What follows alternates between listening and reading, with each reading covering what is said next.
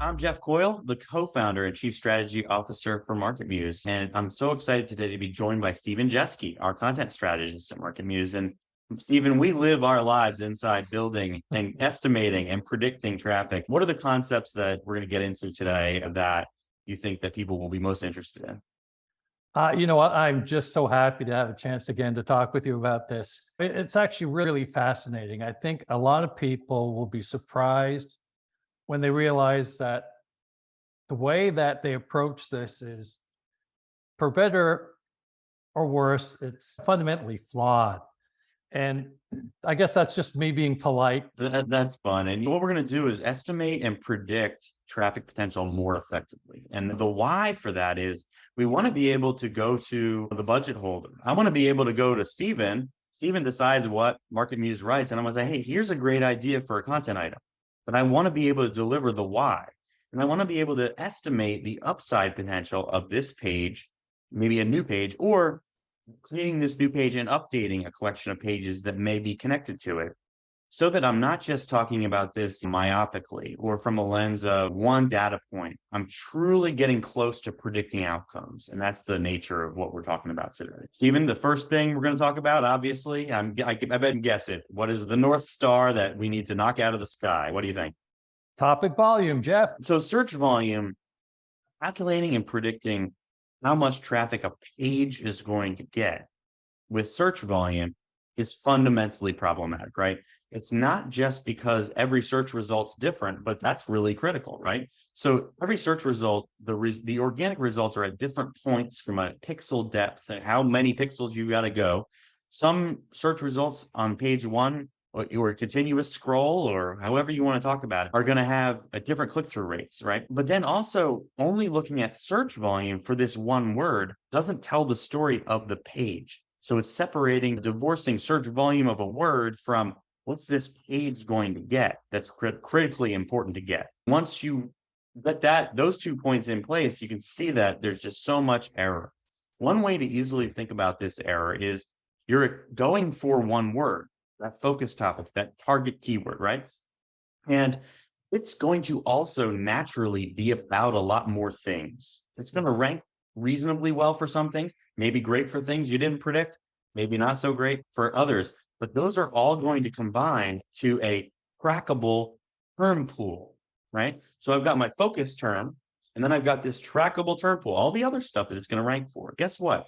That's going to be more than what you would predict by just looking at search volume for the one term. The old hypothetical here is, I'm going to focus on this keyword and I'm going to get, it's 1,000 search volume and it's ranked number 5. Now, Stephen, how many clicks is that going to get?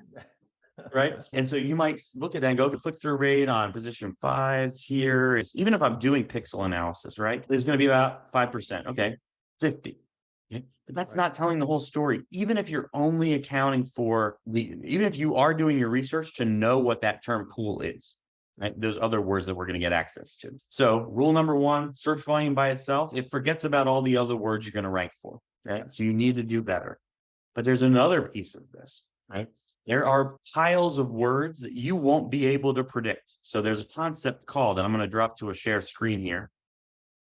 There's a concept called the term pool multiplier. And these are the words that you can't predict that this page is going to get connected to, because they may be only searched for once in Google.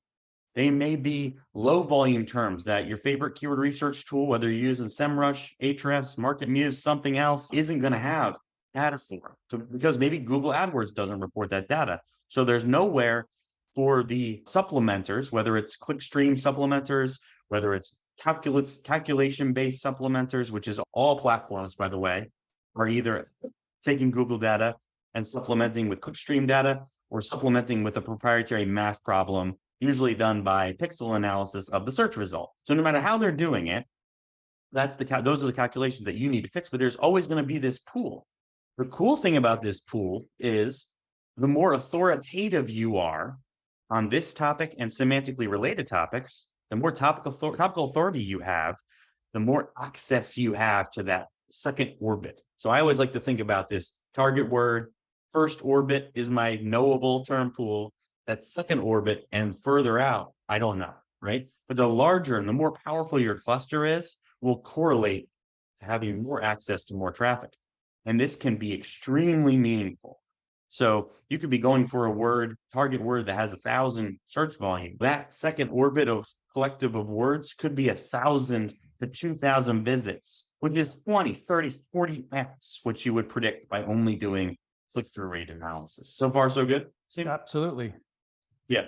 And by taking that information, it's going to allow you to take better next steps too. So you see a page ranking well for some things and not for others.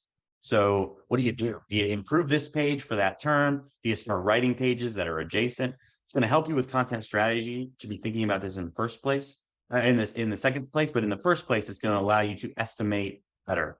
And what I will coach you on today is you want to estimate that most likely lowest traffic this page will get, right? So I will get at least this much. And why? Why? Because I want to predict my outcomes effectively. I want to have efficiency with the content that I create. So if I look at the averages, Stephen, we've done the studies on this. What's the number is 10% for content efficiency? Is that right?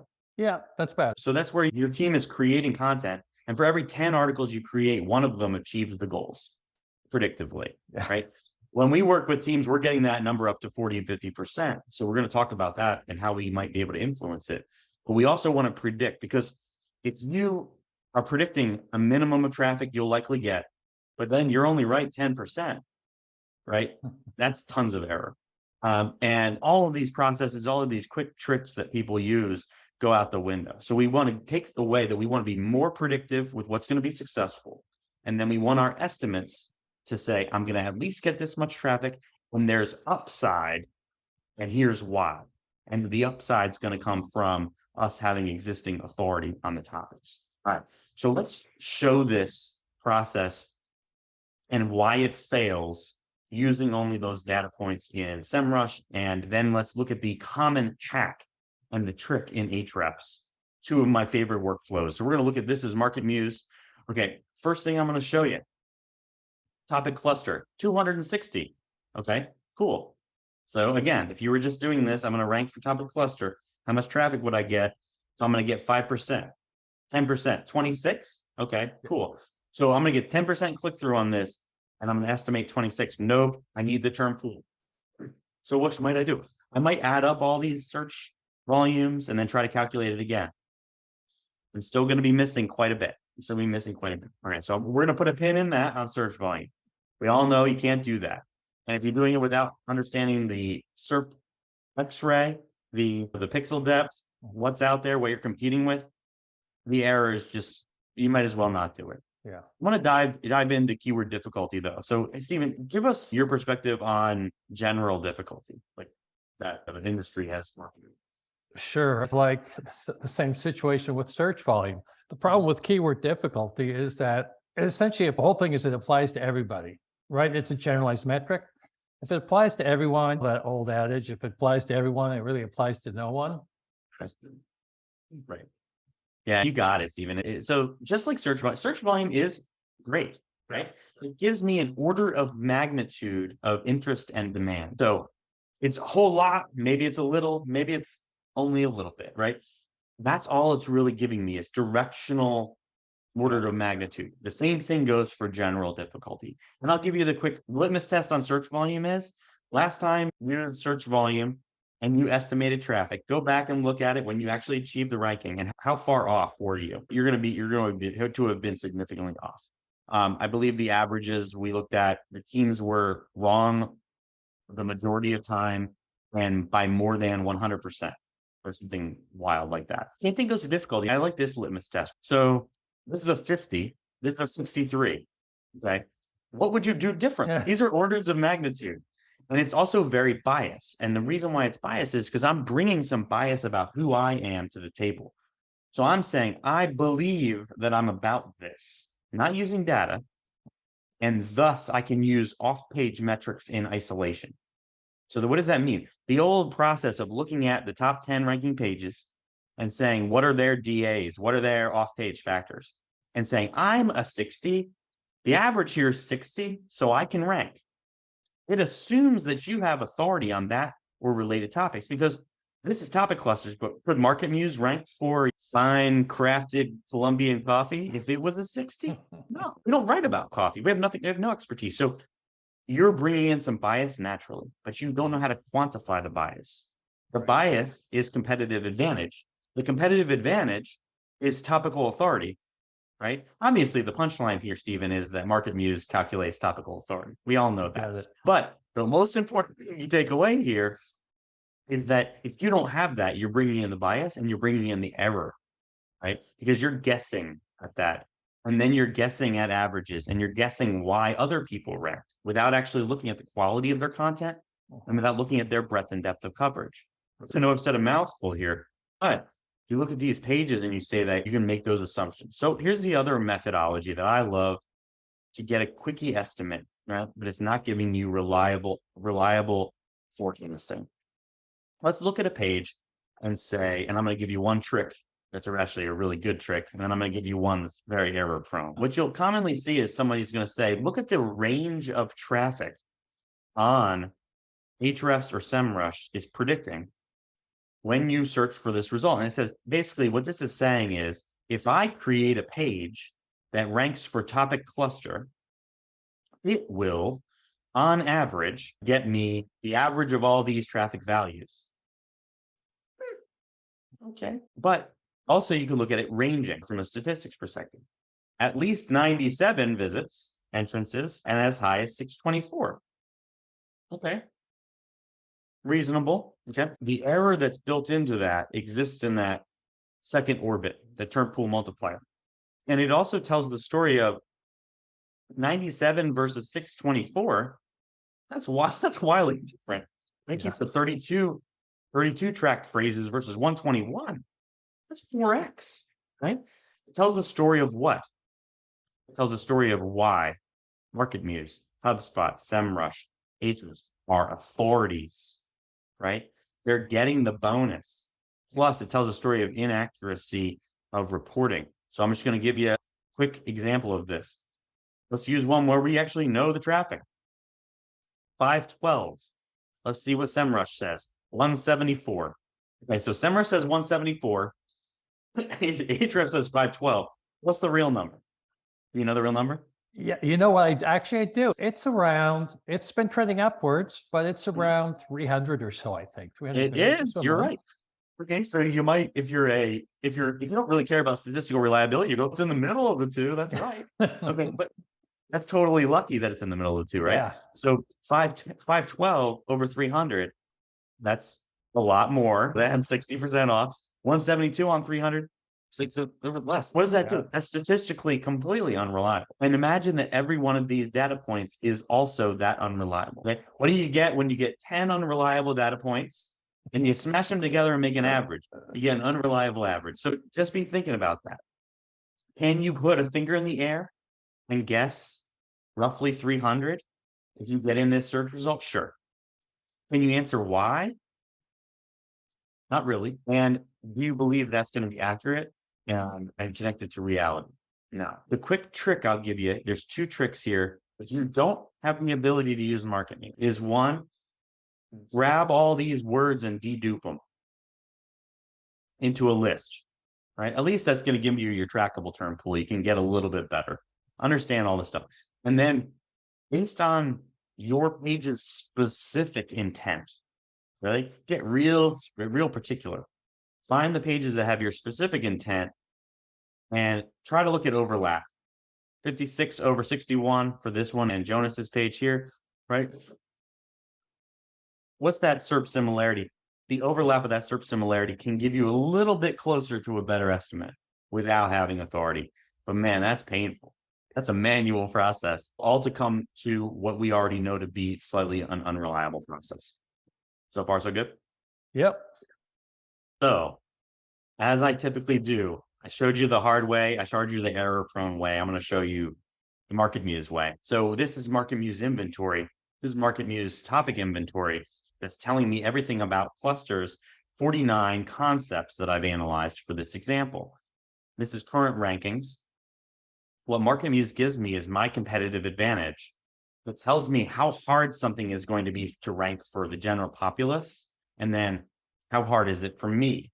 Gives me an advantage of knowing that I might be able to maintain my existing ranking or grow by just updating a page or creating a new page, right? So it's giving me coaching on my momentum and how predictive this goal is, right?